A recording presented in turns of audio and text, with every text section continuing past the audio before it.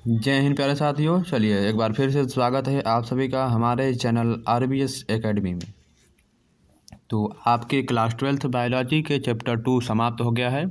उस चैप्टर से रिलेटेड कुछ इम्पॉर्टेंट फैक्ट हैं और कुछ इम्पॉर्टेंट प्रश्न हैं, और जो आपके पेपर में सबसे पहले MCQ देता है उसको भी इस वीडियो में बताया जाएगा।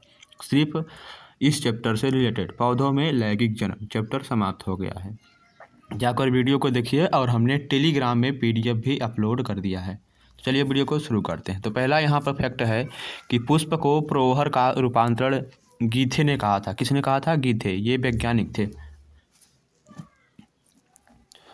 तो दूसरा फैक्ट क्या है? पुमंग एवं जायांग पुष्प के आवश्यक अंग और भाग होते हैं। क्या? पुमंग और जायांग पुष्प के अंग और भाग होते हैं। पुमंग क्या है? अंग है, और जो जायांग है क्या हुआ? भाग है। तीसरा फैक्ट है पुंकेसर के पराकोष में परागण निर्मित होते हैं। पुंकेसर के पराकोष में परागण निर्मित होते हैं जब बहुत से परागण एक थैली सदिश संरचना में मिलते हैं तो उसे पोलिनियम कहते हैं। यह जो फैक्ट है आपके पेपर में भी आ सकता है, शॉर्ट यानी अति लघु उत्तरीय प्रश्न के तौर पर। स्त्री केसर के अंडाशय में बीजांड मिलते हैं। स्त्री केसर के अंडाशय में बीजांड मिलते हैं। पांचवा फैक्ट है परागण निषेचन के लिए आवश्यक प्रक्रिया है। सर्वप्रथम स्ट्रासबर्गर ने 1884 में निषेचन की खोज की थी। सर्वप्रथम स्ट्रासबर्गर ने 1884 में निषेचन की खोज की थी। नेक्स्ट फैक्ट है रूडोल्फ कैमेरियस 1694 ने सर्वप्रथम पौधों में लैंगिक प्रजनन की खोज की थी। लैंगिक जनन यानी सेक्सुअल रिप्रोडक्शन की प्रक्रिया में नर व मादा युग्मों का निर्माण, उनका संलयन तथा भ्रूण व फल का निर्माण महत्वपूर्ण चरण है। पुष्प में ये सभी क्रियाएं होती हैं। नेक्स्ट फैक्ट है कि पुष्प के पुंकेसर नर जननांग व स्त्री मादा के जननांग होते हैं। प्रत्येक पुंकेसर के 3 भाग होते हैं। तंतु पराकोष एवं योजी में विभेदित करता रहता है। चलिए आगे फैक्ट हमारा क्या दिया गया है? 4 परागधानियाँ लघु बीजाणुधानियाँ, यानी कि 4 परागधानियाँ यानी लघु 4 परागधानियाँ को हम लघु बीजाणुधानियाँ कहते हैं। प्रत्येक परागकोश में होती हैं। लघु बीजाणु जनन के फलस्वरूप 4 लघु बीजाणु का परागण निर्मित होते हैं। नेक्स्ट फैक्ट है पुष्प के स्त्री जायांग स्त्री केसर या जायांग होते हैं जो 3 भागों यानी अंडाशय, वर्तिका और वर्तिकाग्र में विभेदित होते हैं। नेक्स्ट है बीजांड के केंद्र में अध्यावरण से घिरा हुआ स्थूल मृदुतकीय ऊतक यानी बीजांडकाय कहलाता है। नेक्स्ट है मादा युग्मोद्भिद या भ्रूणकोश इब्रायसेस का विकास बीजांड में गुरु बीजाणु जनन व गुरु युग्म जनन के फलस्वरूप होता है। नेक्स्ट फैक्ट है भ्रूणकोश पर परागकण के प्रभाव को जीनिया कहते हैं। भ्रूणकोश पर परागकण के प्रभाव को जीनिया कहते हैं। नेक्स्ट है अनिषेचित अंड के भ्रूण बनने की प्रक्रिया को अनिषेचक जनन कहते हैं। फल बनने की क्रिया बिना निषेचन के अनिषेचक दिया है। फल बनने की क्रिया बिना निषेचन के यानी बिना सेक्सुअल रिप्रोडक्शन के उसे हम क्या कहेंगे? अनिषेक जनन कहेंगे। बीजांडकाय के मध्य में शेष भाग को पेरिस्पर्म कहते हैं। क्या? बीजांडकाय के मध्य भाग को पेरिस्पर्म कहते हैं। त्रिभागीय क्षेत्र में पेरिस्पर्म सदिश ऊतक को चेलेजोस्पर्म कहते हैं। क्या? चेलेजोस्पर्म कहते हैं। आगे फैक्ट हमारा दिया गया है सामान्य रूप से होने वाली लैंगिक जनन को एम्फीफेमिक्स कहते हैं। सामान्य रूप से पूर्णतः विकसित भ्रूणकोश के बीजांडद्वारी छोर पर अंड समुच्चय यानी एग दिया है अपरंट निभागी छोर पर प्रतिव्यांशांत कोशिकाएं और केंद्र में द्विध्रुवी केंद्रक होते हैं। नेक्स्ट है अंड समुच्चय 3 कोशिकाओं द्वारा निर्मित होता है। बीच की कोशिका को अंड व दोनों ओर स्थित कोशिकाएं सहायक कोशिका होती हैं। नेक्स्ट आवृत्त बीजियों में द्विनिषेचन एवं त्रिसमेकन के विषय में जानकारी सर्वप्रथम नावासीन ने 1898 में दी थी।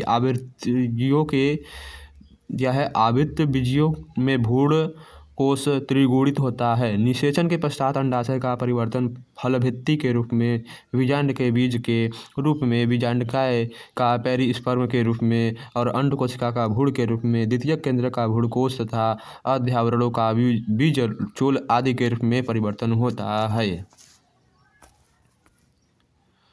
चलिए आगे हमारा फैक्ट है कि पराग नलिका की वृद्धि के लिए 20 डिग्री से 30 डिग्री तापक्रम सबसे उपयुक्त होता है। बीजांड में एक से अधिक भ्रूण की उपस्थिति को बहुभ्रूणता कहते हैं। तो यहाँ पर बहुत सारे फैक्ट हैं, इन सभी फैक्ट को पढ़िएगा। मैं इन सभी फैक्ट का जो PDF है आपको टेलीग्राम में दे दूँगा। अब आते हैं, आइए अभ्यास के लिए कुछ इम्पॉर्टेंट प्रश्न हैं आपके एग्जाम की दृष्टि से।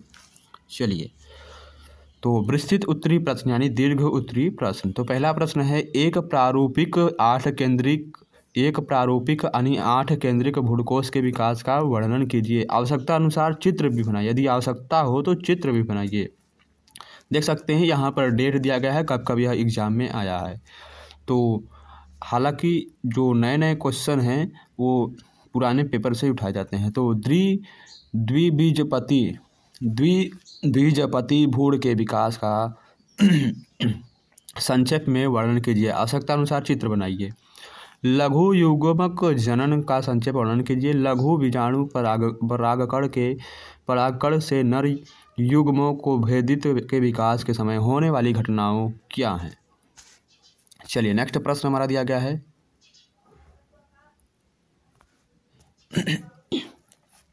पर परागण से आप क्या समझते हैं। इंपॉर्टेंट प्रश्न है। पर परागण से आप क्या समझते हैं। वेलिसनेरिया तथा साल्विया में परागण की क्रियाविधि को समझाइए। पीढ़ी एकांतरण से आप क्या समझते हैं। नामांकित चित्रों की सहायता से आवृत्त बीजी पौधों के जीवन चक्र का वर्णन कीजिए। नेक्स्ट प्रश्न है, द्विनिषेचन तथा त्रिशल्यन क्या है। त्रिशल्यन के फलस्वरूप निर्मित संरचना का वर्णन कीजिए। संरचना यानी चित्र का। 7वां प्रश्न है, निषेचन के उपरांत पुष्प में कौन कौन से परिवर्तन होते हैं, वर्णन कीजिए। नेक्स्ट प्रश्न है, आवृत्त बीजियों के प्रारूपिक बीजांड का वर्णन कीजिए। बीजांड में मादा युग्मक को दभेद के विकास की प्रमुख घटनाओं का वर्णन कीजिए। नेक्स्ट प्रश्न है, इसमें 2 प्रश्न हैं कि निम्नलिखित पर संक्षिप्त टिप्पणी कीजिए। तो आवृत्त बीजियों में मादा युग्मकों दभेद यानी पीढ़ी एकांतरण, यह 2 प्रश्न हैं, इन दोनों पर टिप्पणी लिखना है। नेक्स्ट प्रश्न हमारा दिया गया है कि पीढ़ी एकांतरण से आप क्या समझते हैं। केवल नामांकित चित्रों द्वारा आवृत्त बीजी पौधों में पीढ़ी एकांतरण को परिभाषित कीजिए। सबसे पहले पीढ़ी एकांतरण से आप क्या समझते हैं, फिर चित्रों द्वारा इनका व्याख्या करना है। अब आता है हमारा लघु उत्तरीय प्रश्न। तो गले में प्रॉब्लम हो गई, तबीयत तो हमारी खराब ही रहती है आजकल। चलिए शुरू करते हैं। आवृत्त बीजी पादपों में मादा युग्मक दभेद पर टिप्पणी लिखिए। यहाँ पर देख सकते हैं कब कब यह पेपर जो आया हुआ है। बहुभ्रूणता से आप क्या समझते हैं या कितने प्रकार की होती है। नेक्स्ट प्रश्न है, द्विनिषेचन को परिभाषित कीजिए। द्विनिषेचन को परिभाषित कीजिए। नेक्स्ट प्रश्न है, भ्रूण दिया है, भ्रूणपोषी व अभ्रूणपोषी बीज में अंतर स्पष्ट कीजिए। नेक्स्ट प्रश्न है, भ्रूणपोष क्या है, इसके महत्व का वर्णन कीजिए। नेक्स्ट, आवृत्त बीजी पौधों में पाए जाने वाले विभिन्न प्रकार के भ्रूणपोषों का वर्णन कीजिए। नेक्स्ट प्रश्न है, असंग जनन से आप क्या समझते हैं, इस प्रक्रिया को उपयुक्त उदाहरण देकर समझाइए। नेक्स्ट प्रश्न है, भ्रूणकोश तथा भ्रूणपोष में क्या अंतर है। चलिए आगे बढ़ते हैं। स्वपरागण तथा पर परागण में अंतर को स्पष्ट कीजिए। इंपॉर्टेंट प्रश्न है, यह इंपॉर्टेंट प्रश्न है। क्वेश्चन नंबर 12, आवृत्त बीजी पौधों के बीजांड की लंबवत काट का केवल नामांकित चित्र बनाइए।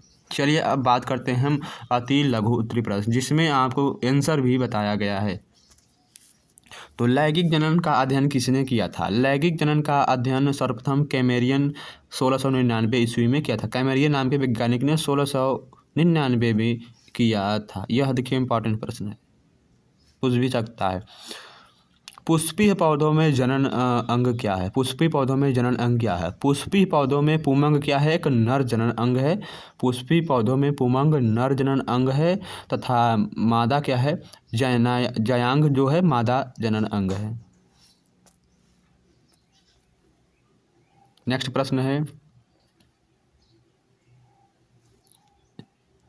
एकांतरण तथा शिस्टगमा एक साथ परिपक्व होते हैं, तब इसे हम क्या कहते हैं? होमोगैमी कहते हैं। 250 परागक मात्र कोशिकाओं में कितने परागण बनेंगे? 250 पराग मात्र कोशिकाओं से कितने परागण बनेंगे? तो मात्र यह है पराग मात्र कोशिकाओं में अर्धसूत्री विभाजन से 1000 परागण बनेंगे। कितने? 1000 परागण बनेंगे। नेक्स्ट प्रश्न है 240 पराग कणों के निर्माण में कितनी पराग मात्र कोशिकाओं की आवश्यकता होती है? तो 240 पराग कणों के निर्माण के लिए मात्र 60 पराग मात्र कोशिकाओं की आवश्यकता होती है। नेक्स्ट, द्विनिषेचन प्रक्रिया का सर्वप्रथम किसने पता लगाया था? तो उत्तर क्या है? SG नवासीन ने द्विनिषेचन प्रक्रिया का सर्वप्रथम पता लगाया था। आगे बढ़ते हैं हम। आगे हमारा प्रश्न है बिना निषेचन के फल बनने की क्रिया क्या कहलाती है? इन फलों की आवश्यकता बताइए। तो उत्तर, बिना निषेचन के फल बनने की क्रिया को अनिषेक फलन कहते हैं। ये फल बीज रहित होते हैं। जैसे केला हो गया, अंगूर हो गया। भारतीय भूण विज्ञान का पिता किसे कहते हैं? प्रोफेसर P महेश्वरी को कहते हैं भूण विज्ञान। पालीगोमन दिया है, पालीगोनम प्रकार का भ्रूणकोश कितने केंद्रिकी होता है? पालीगोनम में 8 केंद्रिकी भ्रूणकोश होता है। बहुभ्रूणता क्या है? बीजांड में एक से अधिक भ्रूण की उपस्थिति बहुभ्रूणता कहलाती है। इसकी खोज ल्यूवेनहाक ने 1719 ईस्वी में किया था। आगे बढ़ते हैं हम। लैंगिक अनिषेकता क्या है? ऐसी घटना जिनमें दोनों सक्रिय युग्म संलयन में सफल नहीं पाते हैं उन्हें हम क्या कहते हैं? उन्हें हम लैंगिक अनिषेकता कहते हैं। नेक्स्ट, एंगोस्पर्मी क्या है? निषेचन के अभाव में बीज का निर्माण एंगोस्पर्मी कहलाता है। निषेचन के अभाव यानी कमी में बीज का जो निर्माण होता है उसे एंगोस्पर्मी कहते हैं। विपुंसन से क्या तात्पर्य है? द्विलिंगी पुष्पों में पराग स्फुटन के पूर्व जो परागकोश को पृथक करना विपुंसन कहलाता है। आगे प्रश्न हमारा दिया गया है तो त्रिसलयन या त्रिसलयन या त्रिसमेकन से आप क्या समझते हैं? निषेचन में एक नर युग्म अंड कोशिका से तथा दूसरा नर युग्म द्विगुणित द्वितीयक केंद्र या 2 अगुणित ध्रुवीय केंद्रों से मिलकर त्रिगुणित प्राथमिक भ्रूणकोश केंद्र बना लेता है। इसे त्रिसलयन या त्रिसमेकन कहते हैं। नेक्स्ट प्रश्न है अलैंगिक जनन द्वारा बनी संतति लैंगिक जनन द्वारा बनी संतति किस प्रकार भिन्न होती है? तो उत्तर क्या है? अलैंगिक जनन द्वारा उत्पन्न संतानों एक दूसरे के समरूप यानी आइडेंटिशियल होते हैं। इसके विपरीत लैंगिक जनन द्वारा उत्पन्न संतानें एक दूसरे के समरूप नहीं होते हैं। तो एक पुष्पी पादप में गुणसूत्रों की द्विगुणित संख्या 16 है। तो परागकण, पत्रदल, प्रतिमुख कोशिका तथा प्राथमिक भ्रूणकोश कोशिका में गुणसूत्रों की संख्या लिखिए। तो परागकण में 8, पत्रदल में परागकण में 8, पत्रदल में 16 और भ्रूणकोश कोशिका में 24 तथा प्रतिमुख कोशिका में 8 गुणसूत्र होते हैं। नेक्स्ट प्रश्न हमारा दिया गया है अनुनमनीय परागणी पुष्पों की एक विशेषता लिखिए। अनुनमनीय परागणी पुष्प भूमिगत सदैव बंद रहते हैं। इनमें स्वयं परागण होता है, जैसे क्रोमेलिना, आलेस या ऑक्सेलिया, मूंगफली।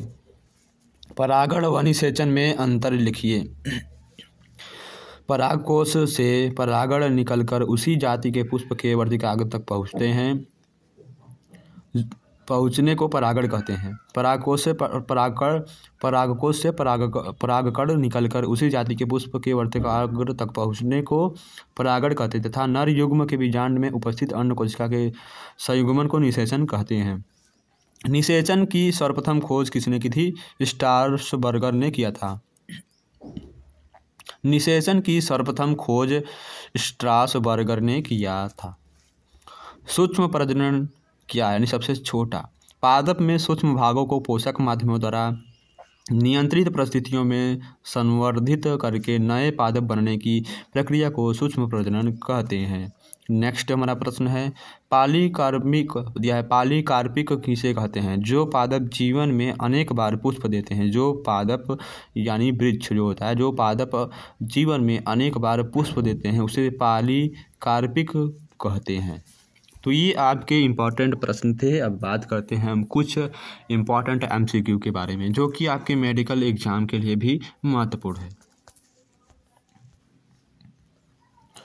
तो चलिए शुरू करते हैं। तो पहला प्रश्न यहाँ पर दिया है, पौधों में 2n=28 के परागण को संवर्धन माध्यम में वृद्धि करने पर कैलस प्राप्त होता है। कैलस की कोशिका में गुणसूत्र की संख्या कितनी होगी? ये वाला क्वेश्चन हमने आपको पहले कला दिया है। तो कितनी होगी? 2n होगी। 2n मतलब इसका राइट आंसर 14 होगा, 14। परागकण का निर्माण होता है। परागकण का निर्माण किसमें होता है? तो इसका राइट आंसर है ऑप्शन नंबर सी, परागकोश में परागकण का निर्माण होता है। परागकणों की एक्साइन बनी होती है। परागकणों की एक्साइन बनी होती है, किसमें बनी होती है? इसका राइट आंसर है ऑप्शन नंबर ए, स्पोरोपोलेलिन की में बनी होती है। एंजियोस्पर्म में नर युग्म निम्न में से किसके विभाजन से बनते हैं? तो किसके विभाजन से बनते हैं? इसका राइट आंसर है जनन कोशिका के विभाजन से बनते हैं। नेक्स्ट प्रश्न हमारा है कि परागकोश का सबसे भीतरी स्तर टेपिटम का कार्य क्या है? क्या कार्य है? इसका राइट आंसर है यांत्रिकी का कार्य, यानी अंदर का कार्य करता है। नेक्स्ट प्रश्न है, एंथर 2 माइक्रोपोरेंजिया के साथ पाए जाते हैं। इसका राइट आंसर है ऑप्शन नंबर डी, हिबिक्स में अर्धसूत्री विभाजन में पाया जाता है। अर्धसूत्री विभाजन में बीजाणु मनाती कोशिकाओं में पाया जाता है।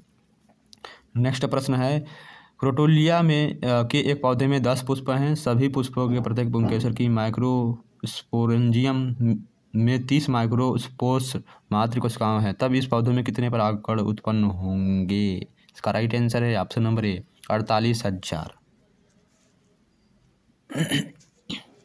नेक्स्ट, पराग मातृ कोशिका से नर गैमिटोफाइट के पूर्ण विकास के लिए निम्न में कौन सी प्रक्रिया अनिवार्य है? इसका राइट आंसर है ऑप्शन नंबर सी, एक अर्धसूत्री तथा 2 समसूत्री विभाजन।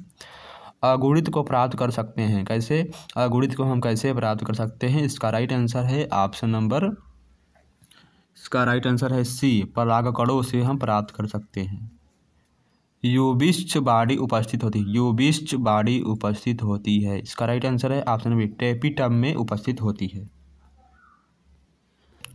तो इसमें MCQ तो 60 प्रश्न है MCQ के, तो आपको हम केवल 22 प्रश्न कराएंगे, बाकी हम आपको दे देंगे और इसका आंसर भी आपको दे देंगे, आप खुद पढ़िएगा। तो निम्नलिखित में से कौन एक कैलोस भित्ति द्वारा घिरा रहता है? तो कौन घिरा रहता है? इसका राइट आंसर है ऑप्शन डी, लघु बीजाणु मातृ कोशिका से घिरा रहता है। आवृतबीजियों में कभी कभी परागकण भ्रूणपोष को प्रभावित करते हैं, तो उस समय उसे हम क्या कहते हैं? उस समय उसे हम जीनिया कहते हैं। टेपिटम जो भाग होता है वह मध्य परत के बाद लघु बीजाणु मातृ कोशिकाओं से सटा स्तर होता है। नेक्स्ट प्रश्न हमारा है, यदि स्पोरेंजियम का विकास एक कोशिका से होता है तब वह क्या कहलाती है? लेप्टोस्पोरेंजिएट कहलाती है। यदि जड़ की कोशिकाओं में गुणसूत्रों की संख्या 14 है तो उसके ओव्यूल की सिनर्जियड कोशिका में गुणसूत्रों की संख्या कितनी होगी? इसका राइट आंसर है ऑप्शन नंबर सी, 7 होगी, 7। पादप संरचनाओं के निम्नलिखित जोड़ों में से किस एक गुणसूत्रों की संख्या अगुणित होती है? अंड कोशिका तथा प्रतिव्यासांत कोशिकाएं।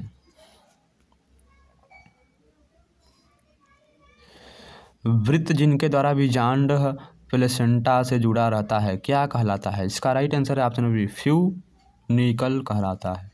द्विबीजपत्री पौधों के सामान्य भ्रूणकोश के में केंद्रकों की क्या व्यवस्था होती है? इसका राइट आंसर है ऑप्शन नंबर सी, 3+2+3। नेक्स्ट प्रश्न हमारा क्या दिया गया है, वह बीजांड जिसमें के वक्रता के कारण बीजांडकाय एवं भ्रूणकोश बीजांड वृत्त से समकोण पर स्थित रहता है उसे हम क्या कहते हैं?